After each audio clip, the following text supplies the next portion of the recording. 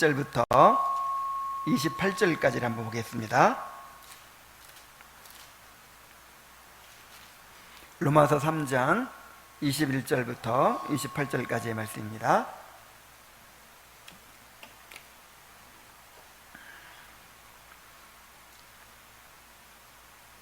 자, 함께 읽어볼까요? 자, 시작. 이제는 율법 외에 하나님의 한 의가 나타났으니 율법과 선지자들에게 증거를 받은 것이라.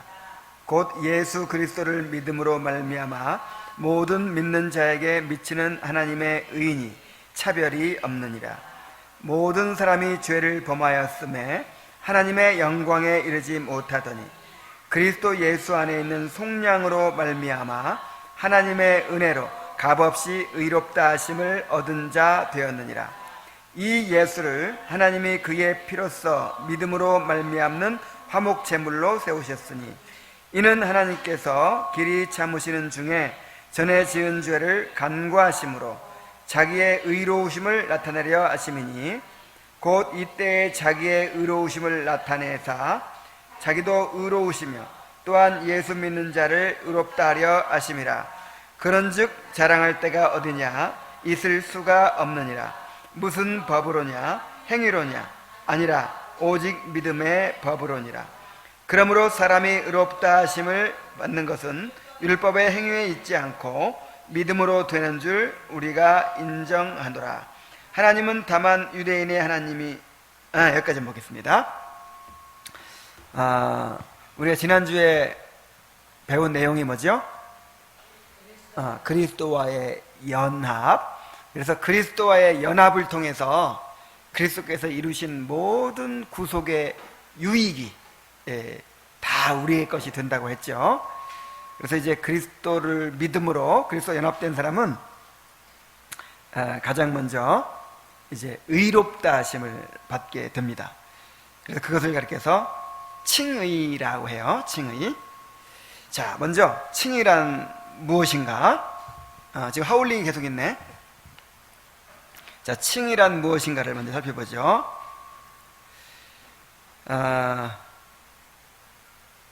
이 칭의란 말은 히브리어로는 히츠티크라고 하고 또 헬라어로는 디카이오라고 하는데 의롭다고 선언하다 그 뜻이에요. 의롭다고 선언하다.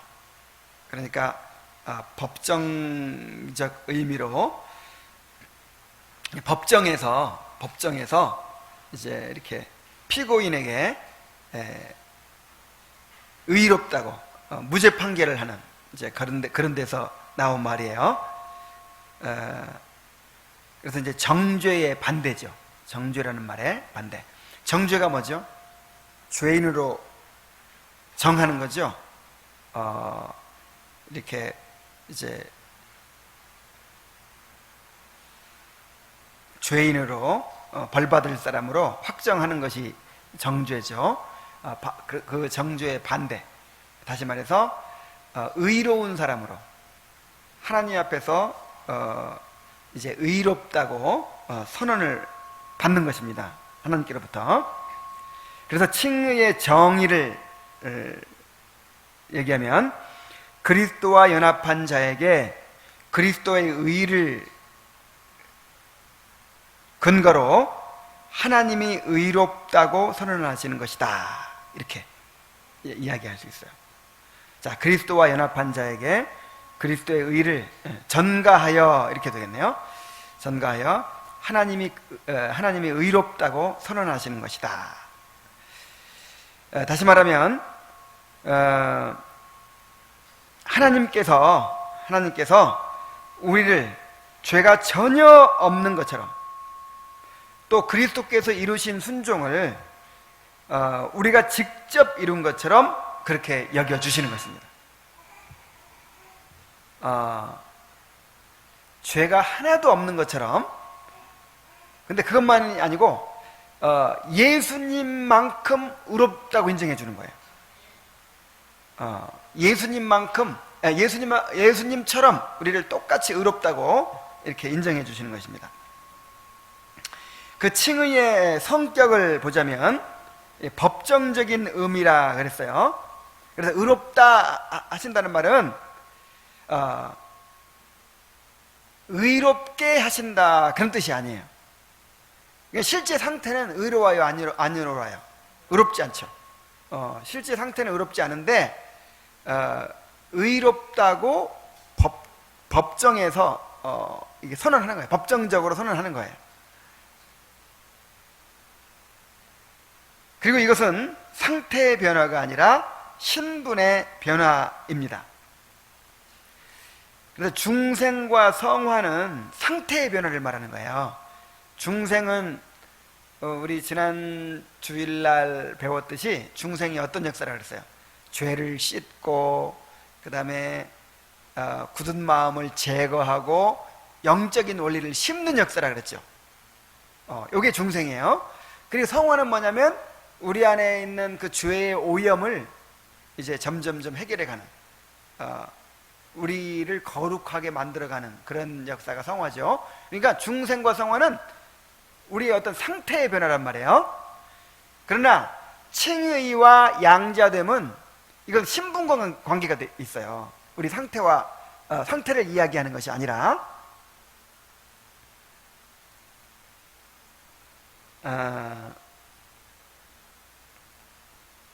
죄인이 의인으로 인정되고 하나님의 자녀로서의 신분을 얻게 되며 그에 따른 모든 권리를 누리게 된다는 것이다. 그렇다고 해서 이 중생과 성화가 따로 있고 칭의와 양자됨이 따로 있는 것은 아닙니다. 법적으로 칭의받고 양자된 사람은 실제적으로도 반드시 중생하고 성화가 이루어지는 거죠. 그래서 칭의나 양자됨 이런 거는 우리가 확인할 수 있어요, 없어요? 없죠. 이건 법적인 문제니까 우리가 확인할 수 없어요. 신분상의 문제니까. 그러나 내가 칭의받았다는 거, 내가 양자가 됐다는 것은 무엇을 통해서 확인할 수 있죠? 그런 사람은 중생하고 성화하고 되잖아요. 그러니까 내 안에 중생이 일어났느냐 아니면 성화가 이루어지고 있느냐, 요걸 통해서 내가 칭의받았는지를 확인할 수가 있어요.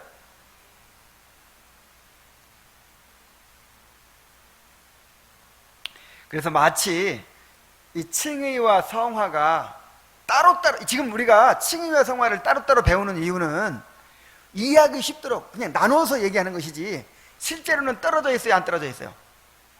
떨어져 있질 않아요. 구원이 그냥 한 덩어리 이렇게 다 하나예요, 하나. 그래서 칭의받은 사람은 뭣도 받는 거예요? 성화도 받는 거예요. 중생한 사람은 칭의도 되고 성화도 되고 양자도 되고 다 함께 되는 거예요. 근데 이제 우리가 원리적으로 이렇게 이제 논리적으로 구분해서 설명하는 거예요. 알기 쉽게. 그래서 마치 칭의는 있어도 성화가 없을 수 있는 것처럼 이렇게 얘기하는 건 이단입니다. 어디서 이렇게 얘기하죠? 구원파에서. 성화가 되든 안 되든 우리는 칭의만 받으면 구원받는 거다. 근데 그 말이 안 되는 거예요. 아니 구원이 이런 구원의 선물이 있다면 이 구원의 한쪽 측면은 칭이고 한쪽 측면은 성화고 한쪽 측면은 중생이고 다 하나예요, 하나. 어떻게 이걸 딱 떼어서 하나만 줄 수가 없단 말이에요. 그래서 칭의 받은 사람은 반드시 뭐가 따라올까요? 성화가 따라오죠. 칭의 받은 사람은 반드시 중생이 일어난 거고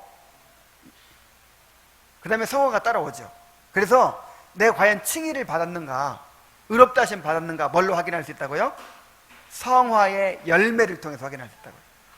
내 안에 중생이 일어났는가를 통해서 확인할 수가 있다고요. 자, 칭의의 필요성을 한번 보겠습니다. 왜 칭의가 필요한가? 자, 인간에게 어떤 문제가 있습니까?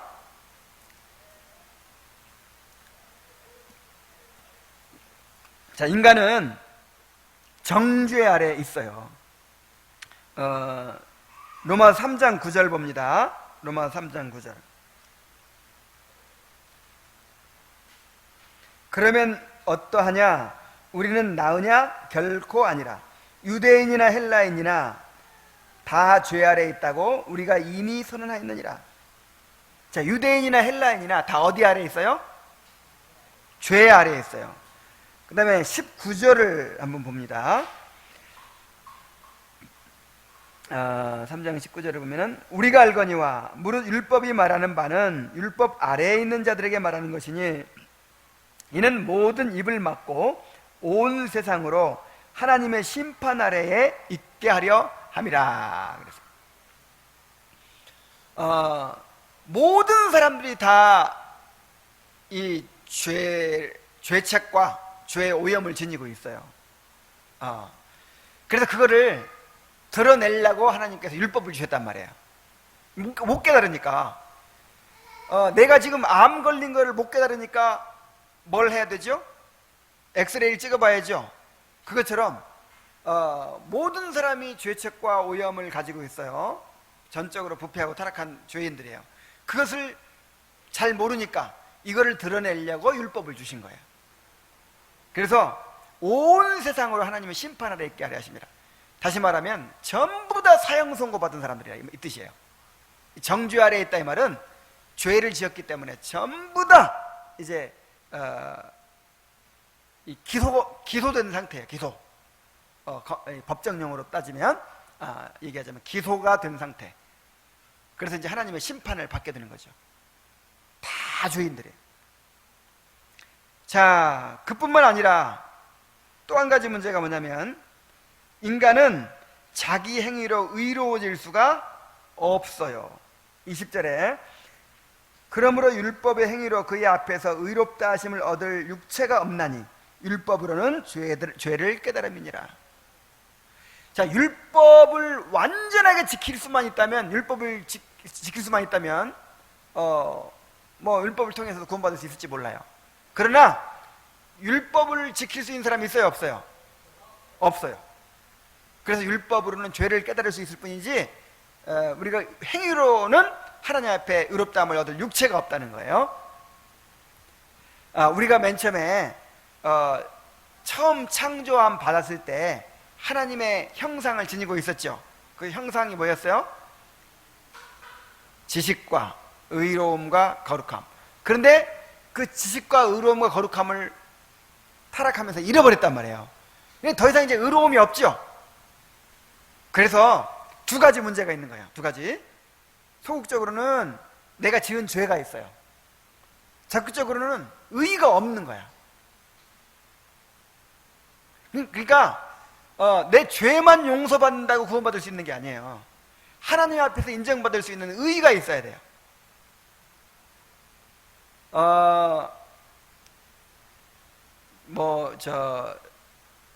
캐나다나 막 이런 나라들 이민 가고 싶잖아요, 막. 그런데 이제 투자 이민을 갈 수 있대요. 이제 그 내용은 자세히 모르지만 예를 들자면 2억 원을 가지면 투자 이민이 가능하다 하는 사람이 있다고 생각합시다. 그런데 내가 빚이 2억이 있어요. 그러면 일단 빚을 갚아야겠죠. 자, 빚 2억 갚았어요. 그러면 갈 수 있나요?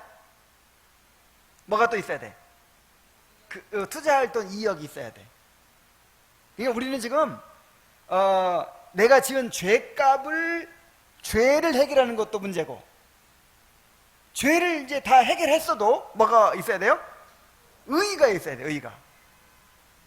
그래서 우리는 정죄 아래 있을 뿐만 아니라 우리가 의의를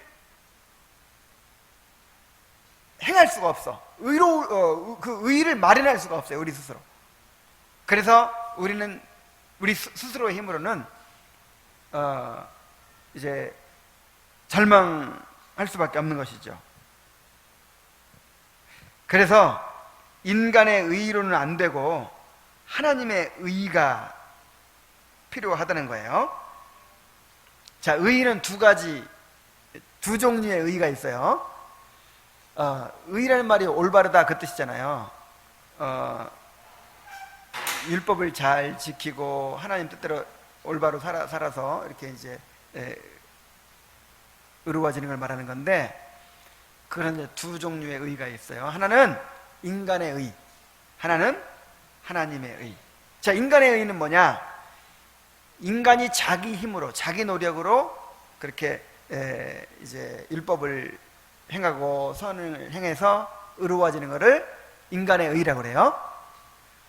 자, 근데 우리 인간의 의는 하나님 앞에 인정받을 수 있어요, 없어요? 없어요. 우리의 이사야 64장 6절에 우리의 의는 다 더러운 옷 같으며 그랬어요. 우리의 의는 다 뭐 같다고요? 더러운 옷 같다. 인간의 의는 다 더러운 옷 같아요. 하나님 앞에 인정받을 수가 없어요.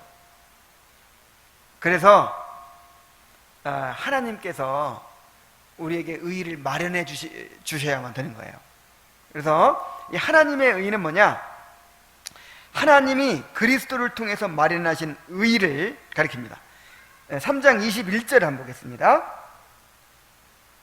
이제는 율법 외에, 자, 율법을 통해서 의로워지는 것을 이제 인간의 의라고 그랬죠. 인간이 노력해가지고 이렇게 획득한 의를 인간의 의라고 그래요. 바로 율법의 의라고도 할 수 있어요. 자, 율법 외에 하나님의 한 의가 나타났으니 율법과 선지자들에게 증거를 받은 것이라. 곧 예수 그리스도를 믿음으로 말미암아 모든 믿는 자에게 미치는 하나님의 의인이 차별이 없느니라. 그냥 예수 믿는 사람들에게 값없이 은혜로 주시는 하나님이 그리스도를 통해서 마련하신 의가 있다는 거예요. 그게 무슨 의? 하나님의 의. 하나님의 의. 근데 그 하나님의 의는 어떻게 마련이 됐을까요? 하나님은 공의로우신 하나님이시기 때문에 죄인은 반드시 죄값을 치르게 해야 되는 거예요. 그리고 의롭지 않은 사람은 절대로 인정해 주실 수가 없어요. 그런데 어떻게 하나님이 어떤 근거로 하나님이 의를 마련하셔가지고 우리에게 주신다는 것일까요? 이제 그리스도의 의가 바로 이제 근거인데, 첫째는 그리스도의 십자가의 구속을 근거로 우리의 죄를 용서해 주십니다.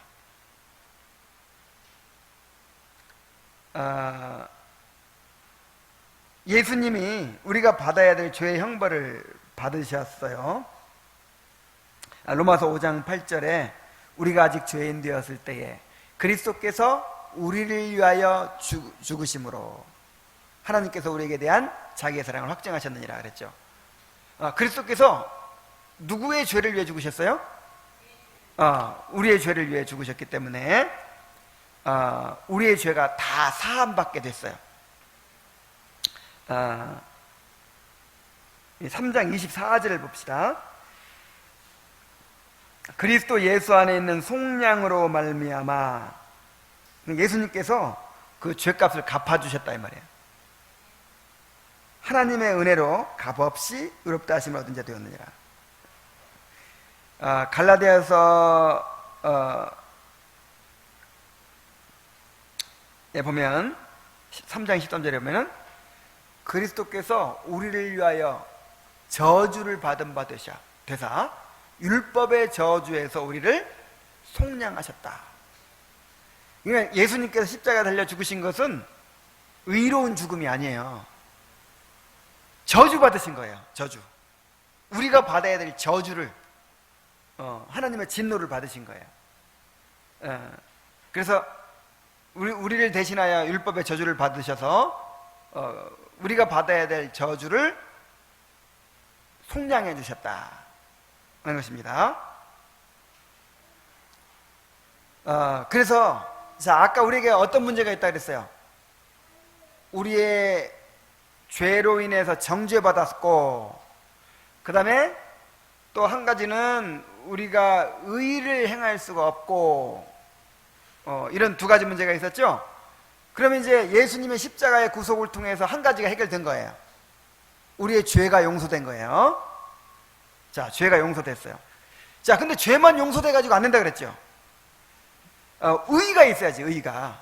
근데 그 의의는 어떻게 마련이 됐냐면은 그리스도의 율법에 대한 완전한 순종을 통해서 마련이 됐습니다. 자, 예수님은 율법을 다 지키시고 완전하게 이루셨어요. 그래서 우리를 위한 의의를 마련하셨어요. 여러분, 예수님이 율법을 지킬 의무가 있어요, 없어요? 아니, 예수님은 율법을 만드신 분이에요. 예수님이 율법을 제정하시고 율법을 주신 하나님이란 말이에요. 그런데 예수님이 율법 아래에서 태어나셨다 그랬어요. 때가 참에 이제 그리스도께서 여자에게서 나시고 율법 아래에서 나신 것은 율법 아래에 있는 자들을 속량하려 하심이라. 율법 아래에서 나셨다는 말은 율법을 지킬 의무를 가지고 태어나셨다는 뜻이에요. 한번 생각해 보세요. 예수님은 하나님이시고 아무 죄가 없고 이미 의로워요. 예수님은 새로 의롭다고 인정받을 필요가 있어요, 없어요? 없어요. 그런데 예수님이 율법 아래에서 나셔가지고 그 율법을 지킬 의무를 지시고 모든 율법을 다 지키셨단 말이에요. 심지어 모세의 율법까지도 다 이루셨어요. 왜 그렇게 하셨을까요? 우리를 위해서 그렇게 지키신 거예요. 우리를 위해서. 그러니까 우리를 위해서 의의를 마련하시려고 그렇게 율법을 지키셨다 이 말이에요. 그래서 이 의의가 우리에게 전가되는 것입니다. 로마서 5장 18절로 19절 한번 찾아보겠어요. 로마서 5장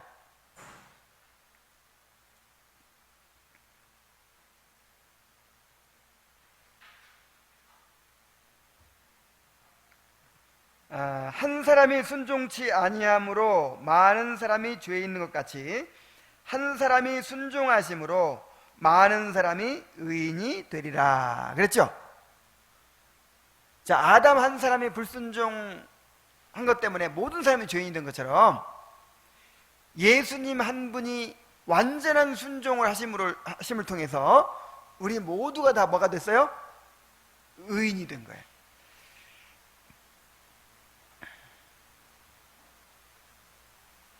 그래서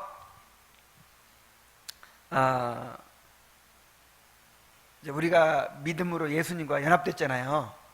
연합이 되니까 예수님이 마련하신 그 의가 우리에게 어떻게 되는 거라고요? 전가가 된다. 전가. 그래서 삼중 전가가 있어요. 삼중 전가. 자, 맨 처음에 뭐가 전가됐죠? 아담의 죄가 우리에게 전가됐어요. 그 다음에 우리의 죄가 그리스도께 전가됐어요. 그리고 그리스도의 의는 우리에게 전가됐어요.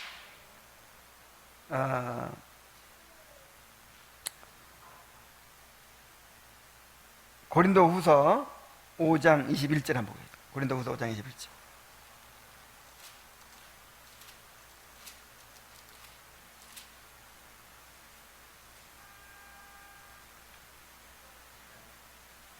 하나님이 죄를 알지도 못하신 이를 우리를 대신하여 죄로 삼으신 것은 우리로 하여금 그의 안에서 하나님의 의의가 되게 하려 하심이라.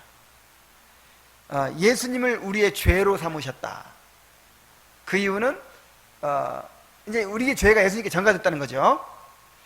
그것은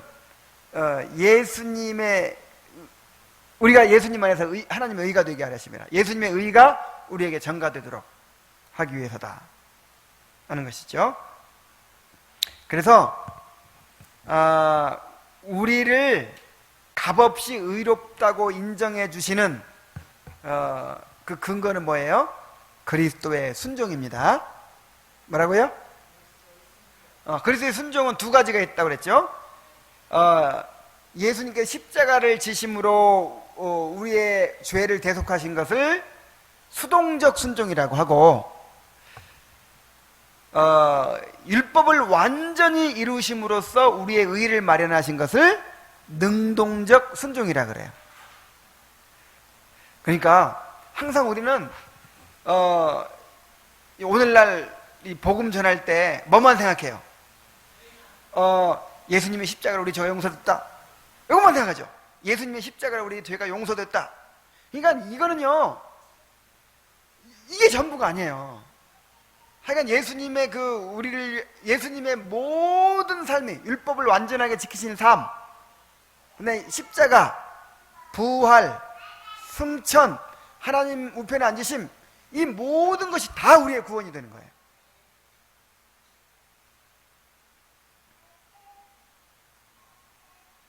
자, 다시 예수님이 십자가에 달리셔서 우리 죄를 대속하신 것은 수동적 순종. 이걸 통해서 뭐가 이루어졌죠? 죄가 용서됐죠. 죄가 용서됐어요. 그리고 예수님이 율법을 완전히 지키시고 의를 마련하신 거, 이것이 이제 우리에게 전가가 돼서 이제 우리가 의롭다함을 받는 거예요. 그래서 빚도 갚아지고, 십자가로 빚이 갚아지고, 그 다음에 이제 하나님 앞에 인정받을 의의가 마련되고. 자, 그 다음에 이제 네 번째로 칭의의 수단을 보겠습니다. 어떻게 그러면 이 의의가 우리의 것이 될 수가 있는가? 우리가 하나님께로부터 의롭다함을 받을 수 있는가? 칭의는 하나님의 의를 통해서만 가능하다 그랬죠. 우리의 의가 아니라 누구의 의? 하나님이 마련해 주신 의를 통해서만 이제 칭의가 가능한 거예요. 3장 20절로 23절 다시 한번 봅니다. 로마서 3장 20절로 23절.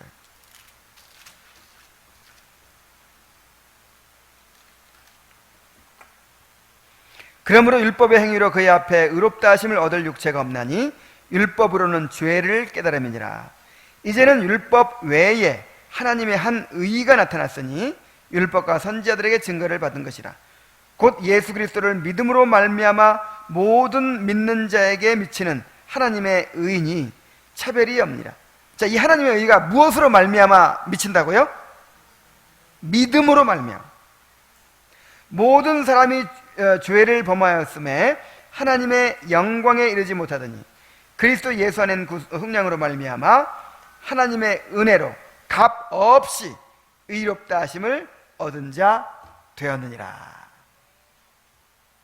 그래서 예수 그리스도를 믿음으로 이제 예수님과 연합이 되고, 예수님과 연합이 되니까 예수님이 십자가에 달려서 죄값을 치른 것이 내 것이 되고, 예수님이 율법을 순종해서 마련하신 의가 내 것이 되는 것이죠.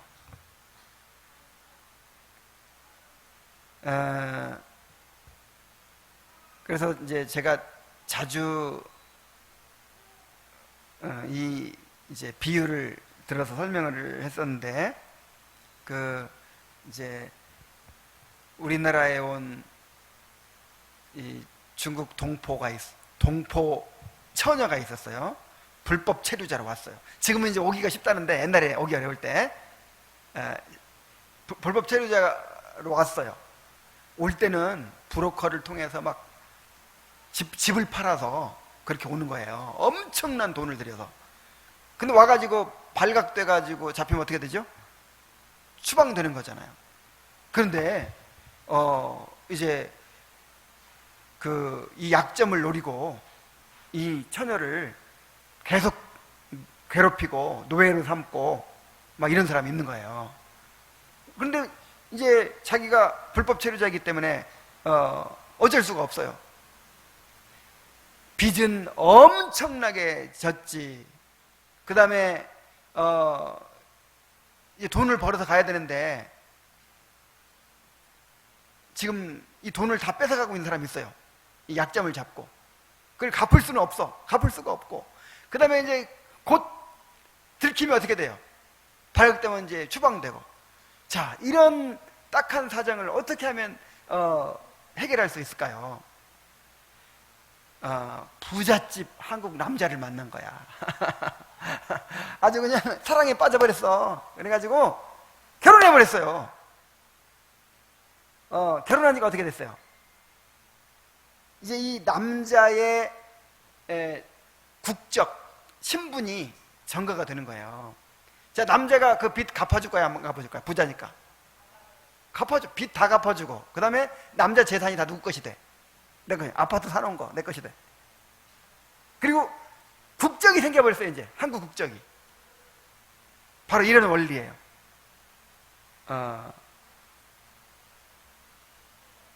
그래서 저 중국에서 우리나라에 올 때, 지금은 그게 많이 없어졌는데, 이제, 가짜 결혼이라는 과정을 통해서 오잖아요. 그러면 국적이 생겨버리니까. 옛날에는 우리나라 사람들도 미국에 갈 때 그렇게 많이 갔어요. 갈 길이 없으니까 이제 돈 받고 혼인 신고를 해주는 거예요. 미국에서 이제 그런 것만 또 이제 있어요. 그런 사람들이. 그래가지고 일단 결혼을 하면 어떻게 돼요? 결혼을 하면은 국적이 생겨. 국적이. 우리는 누구와 결혼했어요? 예수님하고. 예수님을 영접해서 예수님과 연합하니까 우리 빚은 예수님이 다 갚아주고. 아니, 내 아내를 누가 책임져야 돼? 예수님이 십자가로 다 갚아주시고, 그래서 예수님이 마련하신 의의를 우리에게 전가시켜 주셔가지고, 자, 예수님은 그 의의가 필요 있어요, 없어요? 없어. 예수님은 원래 의인인데 뭐, 원래. 그래서 우리 그 의의를 우리한테 다 전가해 줘가지고, 그거 가지고 우리가 하나님한테 인정받고, 근데 천국의 국적이 생겨버리고, 생명이 생기고, 이렇게 되는 것입니다. 그래서 칭의는 오직 믿음으로 받게 된다. 믿음으로 받게 된다. 그러니까 믿음이라고 하니까 또 그냥 내가 그렇게 된 줄로 믿습니다 하고 단지 그런 게 아니라 그랬죠. 결혼해야 돼. 결혼. 프로포즈를 받는 거라 그랬죠. 받아들이는 거. 예수님께 내 인생을 맡기는 거예요. 예수님 영접해서 예수님과 연합하는 것이 믿음입니다. 그래서 로마서 3장 27절로 28절을 봅니다.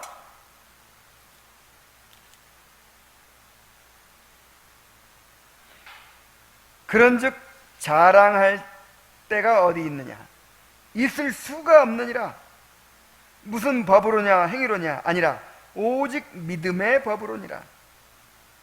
그러므로 사람이 의롭다 하심을 얻는 것은 율법의 행위에 있지 않고 믿음으로 되는 줄을 우리가 인정하노라. 자, 의롭다 하심 받는 것은 오직 무엇으로 받아요? 믿음으로. 이것에 철저해야 돼요. 이것 때문에 종교개혁이 일어났고, 역사상 기독교의 교리 가운데 아주 핵심이 되는 교리고, 항상 이것 때문에 이 싸움이 일어나는 거예요. 진리의 싸움이 일어나는 거예요. 지금도 계속해서 이 싸움이 지금 일어나고 있어요. 요즘에 이제 뭐가 나오냐면, 이 세관점이라는 게, 세관점 학파가 나왔어요. 이 세관점 학파는 뭐냐면, 루터나 칼빈이나 종교개혁자들이 바울의 이야기를 잘못 해석했다. 이 바울이 오직 믿음으로만 의롭다함 받는다는 것은 이 교회 공동체에 들어오는 걸 말한 거다. 교회 공동체에 들어오는 거는 그냥 믿음으로 그냥 들어와요. 그러나 하나님께 인정받는 것은 우리가 열심히 성령을 힘입어서 율법을 지킨 다음에, 율법을 지키고 살아간 다음에 나중에 이제 천국 갈 때 그때 심판받아 가지고 의롭다함 받는다는 거예요.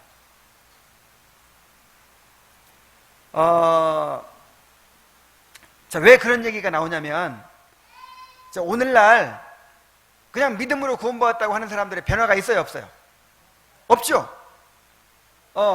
믿음으로 구원받았다, 믿음으로 의롭다함 받는다, 이걸 이제 교리가 그렇게 돼 있으니까 다 그렇게 믿잖아요. 믿기만 하면 구원받는다. 그냥 믿기만 하면 구원받는다고 해가지고 그렇게 예수 믿는 사람들 보니까 변화가 없는 거예요. 변화가. 성화가 안 되는 거예요. 이제 이런 거에 대해서 이제 다들 문제라고 다 얘기해. 그거에 대한 해결책으로 바로 이런 것이 나오는 거예요. 그러니까 우리가 성경을 다시 봐야 된다. 그 바울이 얘기했던 거는 그냥 교회 공동체에 들어오는 걸 말한 것이고, 우리가 진짜 하나님 앞에 인정받는 것은 얼마나 율법을 잘 지키고 살았냐, 얼마나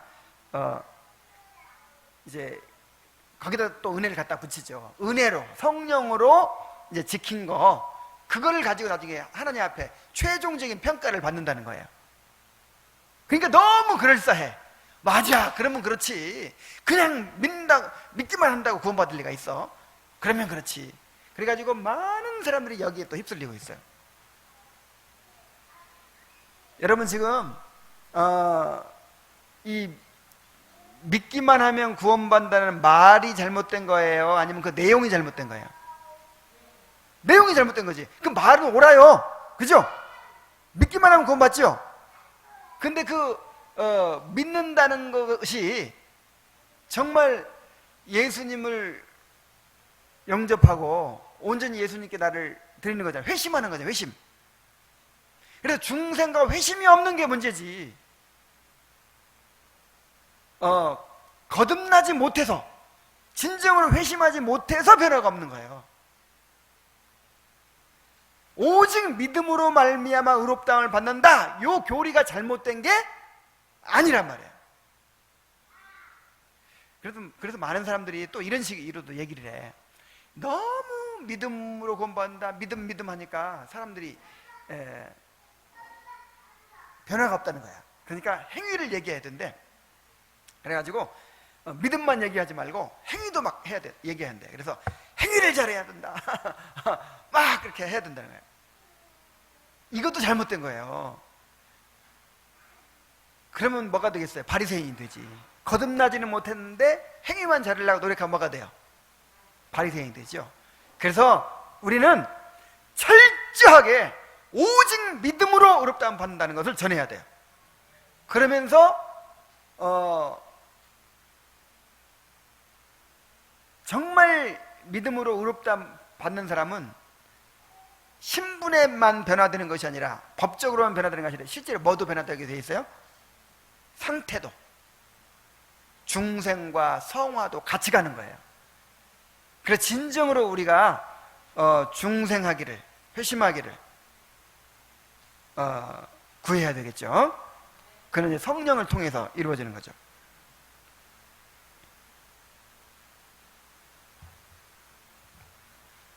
그래서 이걸 아주 철저하게 아주 정립을 하고 있어야 돼요. 얼마나 지금 이 구원론에 대해서 얼마나 복잡하고, 그냥 얼마나 이 잘못된, 그냥 잘못돼도 확 잘못되면, 예를 들어서 율법을 지켜야 구원받는다 그러면 아무도 뭐 헷갈릴 사람이 없죠. 근데 이만큼씩 달라. 이만큼씩.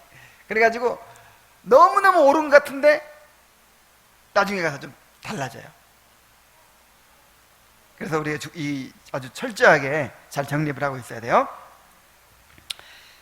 자, 그럼 이제 마지막으로 칭의의 축복을 봅시다. 이제 믿음으로 의롭다 하심 받은 사람은 어떤 축복을 누리게 됩니까? 첫째로, 이제는 정죄를 받지 않습니다. 로마서 8장 1절 말씀을 한번 보면, 그러므로 이제 그리스도 예수 안에 있는 자에게는 결코 뭐가 없다? 정죄함이 없다는 말은 이제는 신분상으로 다시는 죄인이 되지 않는다 이 말이에요. 자, 예수 안에 있어도, 예수 믿고 구원 받았어도 죄를 지어요, 안 지어요? 짓죠. 뭐 아직 죄의 오염이 남아 있잖아요. 그러니까 죄를 짓죠. 그래도 정죄를 받아요, 안 받아요? 안 받아요. 요한복음 3장 18절,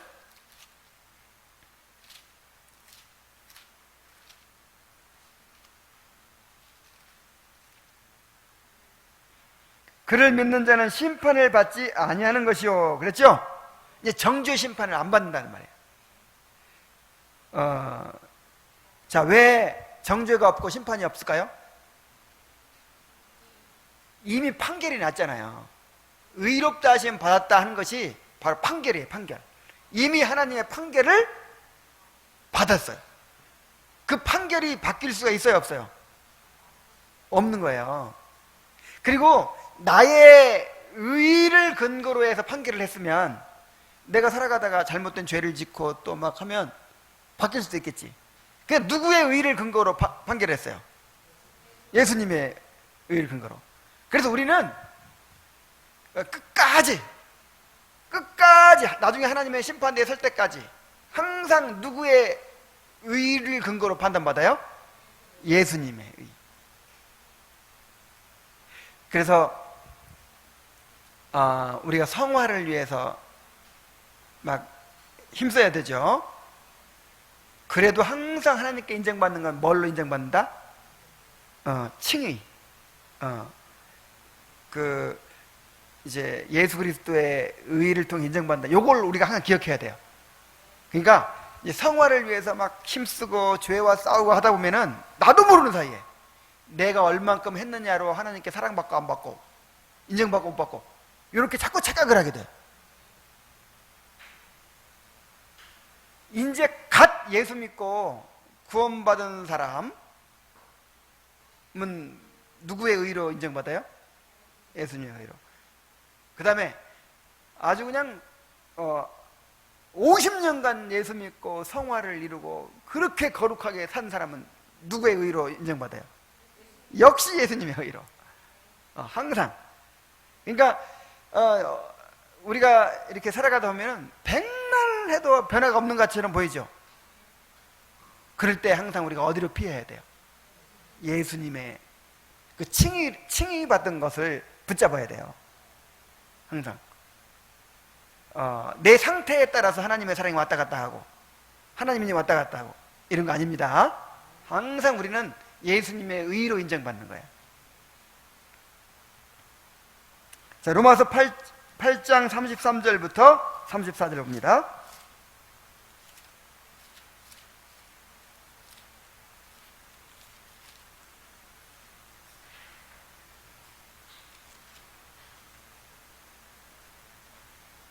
누가 능히 하나님께서 택하신 자들을 고발하리요? 의롭다 하신 이는 하나님이시니 누가 정죄하리요? 죽으실 뿐 아니라 다시 살아나신 이는 그리스도 예수시니 그는 하나님 우편에 계신 자요 우리를 위하여 간구하는 자신이라. 자, 여기 보세요. 누가 능히 하나님의 택하신 자들을 고발하리요? 우리가 정죄받을 수 없는 두 가지 이유를 말하고 있는데, 한 가지는 우리를 의롭다 하신 이는 누구시다? 하나님이시다. 우리를 의롭다고 해놓고 내가 피고 최민지에게 무죄를 선고한다, 이렇게 이제 판결을 내렸어요. 무죄 선고가 아니라 아예 그냥 의롭다고 인정한 거죠. 영원히 의롭다고 인정했어요. 이렇게 판결을 하신 분이 누구다? 하나님이다. 그러니까 하나님 재판장인데 그 판결한 분이 우리 아버지야. 우리 하나님이셔. 그리고 또 한 가지 이유는 다시 살아나신 이는 그리스도 예수시니 그는 하나님 우편에 계신 자요 우리를 위하여 간구하시는 자시는. 예수님이 부활하셔가지고 승천하셔서 우리를 위해서 하나님 우편에서 간구하고 계신다는 거예요. 언제까지? 우리의 구원이 완성될 때까지. 그래서 마귀가 아무리 참소해도, 우리가 아무리 큰 죄를 짓고 마귀가 아무리 참소를 해도 재판장이 하나님이시고, 그 다음에 예수님이 계속해서 우리를 위해 간구하고 계시고, 그게 이제 법정을 한번 상정해봐요. 법정. 하나님이 재판장이시고 우리가 피고인이에요. 그리고 마귀가 검사예요. 예수님이 변호사예요. 그럼 뭐 게임 끝이야. 그리고 예수님이 끝까지 구원이 완성될 때까지 계속 변호하고 있는 거예요. 그래서 우리가 정죄받지 않는 것입니다. 자, 그리고 정죄받지 않는 데서 그치지 않고 하나님과 화평을 누립니다. 로마서 5장 1절로 8절.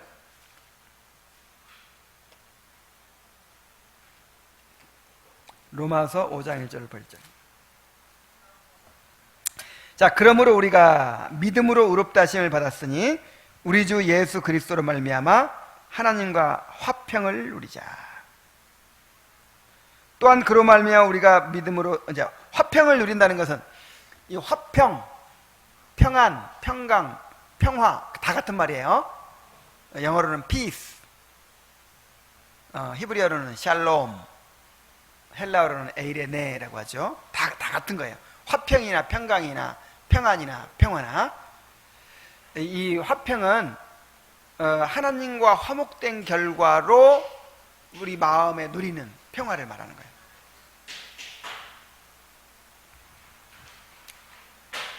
자, 이 화평이 있어야 사람은 행복할 수 있어요. 그 다음에 또한 그로 말미암아 우리가 믿음으로 서 있는 이 은혜에 들어감을 얻었으며. 자, 어디에 들어감을? 그러니까 하나님의 은혜의 보좌를 말하는 거예요. 이제 하나님의 보좌가 심판의 보좌예요, 은혜의 보좌예요? 심판은 끝났어. 저주는 끝났어. 진노는 끝났어. 이제는 뭐밖에 없어? 은혜밖에 없어. 은혜. 이게 하나님의 이 은혜의 보좌야. 은혜의 보좌 앞에 우리가 이제 접근할 수 있는, 언제든지 나아갈 수 있는 그런 특권을 받은 거예요. 그 다음에 다만 이뿐 아니라 우리가 환난 중에도 뭐 한다고요? 즐거워하는. 환난 중에도 즐거워해. 이게 우리에게 이제 기쁨이 있는데, 즐거움이 있는데, 이 즐거움은 어떤 즐거움이냐? 환경이 좋을 때는 즐겁고 환경이 나쁠 때는 안 즐겁고, 이게 아니라 환난 중에도 즐거워할 수 있는 즐거움이야. 자, 또 뭐가 있습니까? 이는 환난은 인내를, 인내는 연단을, 연단은 소망을 이루는 줄 알미로다. 소망이 우리를 부끄럽게 하지 아니하면. 이 소망 얘기가 나오죠. 소망. 자, 우리에게 소망이 있죠. 이게 무슨 소망이에요? 부르심의 소망. 우리의 구원이 완성될 것이고 우리가 하늘의 영광스러운 기업을 상속하게 될 것이라는. 야, 이 소망이 너무나도 확실해요. 너무나도. 죽어도 괜찮다니까. 막 가난해도 괜찮고 막 망해도 괜찮아. 이 소망이 너무 확실하기 때문에. 이 소망이 우리를 부끄럽게 하지 않기 때문에. 우리에게 주신 성령으로 말미암아 하나님의 사랑이 우리 마음에 부음받음이니. 마지막으로 사랑인데, 하나님의 사랑이 우리 마음 어떻게 됐다? 부어졌다. 계속해서 부어지고 있다는 거예요.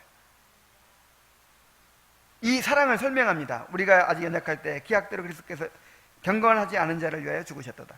의인을 위하여 죽는 자가 쉽지 않고 선인을 위하여 온감히 죽는 자가 혹 있거니와 우리가 아직 죄인 되었을 때에 그리스도께서 우리를 위하여 죽으심으로 하나님께서 우리에게 된 자기의 사랑을 확증하셨느니라.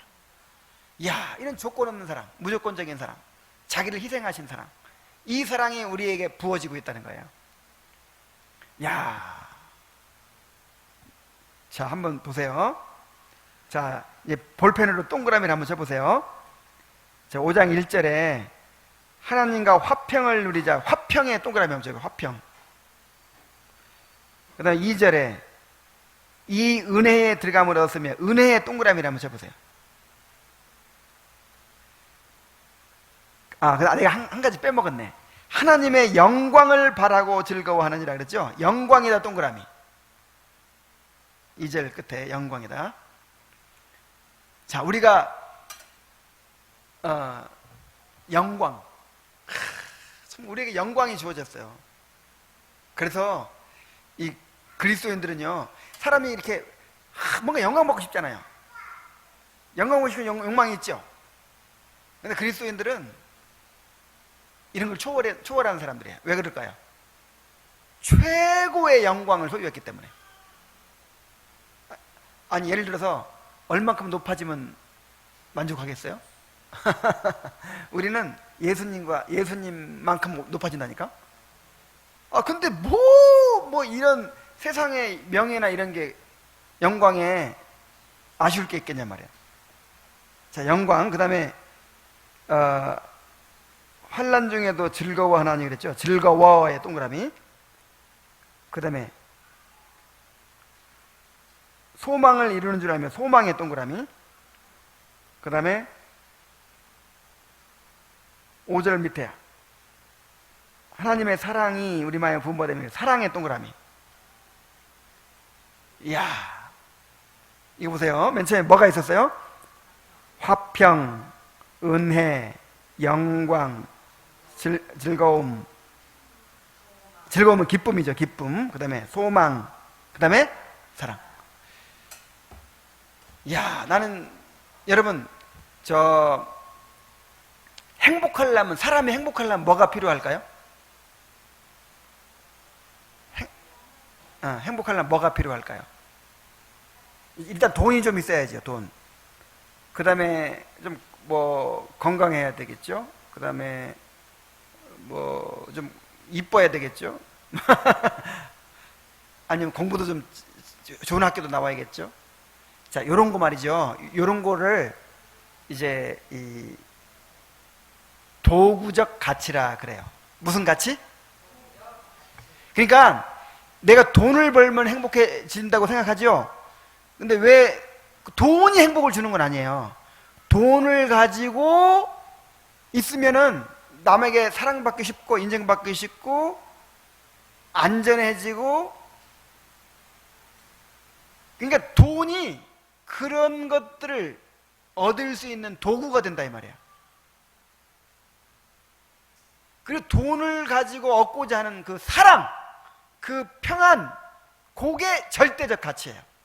그래서 오늘 여기 말하는 거 화평, 은혜, 영광, 기쁨, 소망, 사랑, 요건 무슨 가치? 절대적 가치. 요게 인간의 행복을 결정하는 거예요. 그래서 우리가 세상에서 돈 벌고 싶어하고 좋은 학교 가고 싶어하고 더 이뻐지고 싶고 건강해지고, 이게 모든 게 다 뭘 얻고자 하는 거예요? 요 절대적 가치를 얻고자 하는 거예요. 무슨 얘기인지 알겠죠? 근데 이 도구적 가치 자체에 이제 사람들은 목을 매는데, 사실 그것이 자체가 우리를 행복하게 해주는 거 아니에요. 그런데 하나님께서 우리에게 이런 행복을 주신 거예요. 우리 의롭다 하심 받은 자들에게는, 구원받은 자들에게는 화평이 있습니다. 화평. 또 뭐가 있다 그랬어요? 은혜. 세상에 어디 가서 은혜를 만나요? 은혜. 그래서 뭐가 있어요? 영광. 그 다음에 기쁨.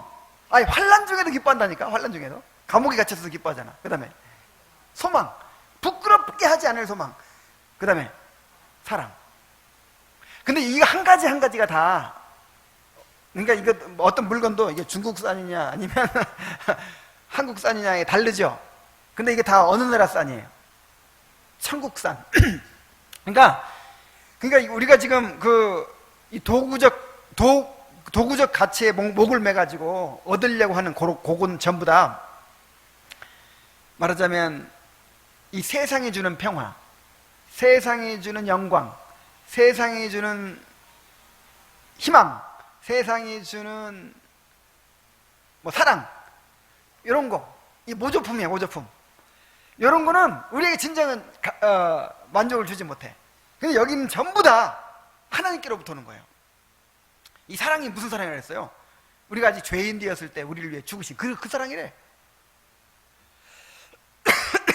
영광은 무슨 영광? 그리스도의 영광. 정말 이걸 알고 이걸 누리게 된다면 얼마나 놀랍겠습니까? 우리의 삶이.